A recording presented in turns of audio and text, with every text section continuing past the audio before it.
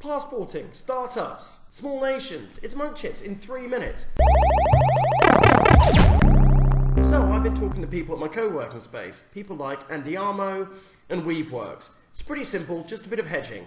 Weaveworks already invested in Berlin. They've got people there, they've got a great development team there, and if in the long run, in order to trade more effectively in Europe, they need to amp that up, they're fine with that. Andiamo, if they need to open up a European office, that's fine. Frankly, the wheels aren't going to completely fall off in London, unless passporting goes all wrong. Let me tell you about passporting, because this whole Brexit thing, nobody knows what's going on. It's absolute carnage out there. The pound crash, good for the dollar, we'll see what happens.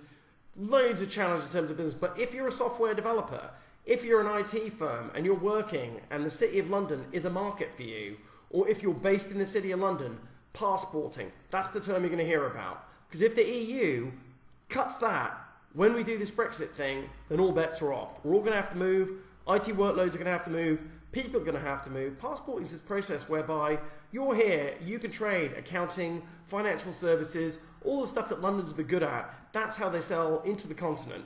This notion of passporting. If the EU spikes passporting as part of Article 50, then we're really in trouble. There will be no professional services in London. We'll have no choice but to all leave.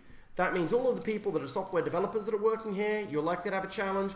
Anyone involved in tech that's selling into those markets, likely to have a challenge. You're running data centers. A lot of that workload is going to have to move. How do we do that? It's going to be partly cloud.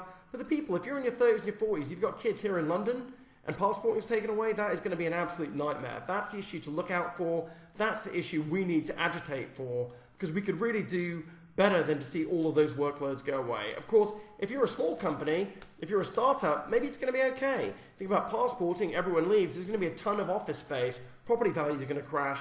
Maybe you're VC funded by the US. The dollar is strong, the pound is weak. That's good as a startup, so that's all good. So there's definitely trade-offs to have as a developer. Maybe it's time to think, okay, I'm going to stop working for Ernst & Young and I'm going to go and work at a startup. But what about small nations? Small nations clearly can't succeed on the world stage. Or can they? So here we are. 4 days of carnage. Brexit. Iceland kicking us out of the European Championships.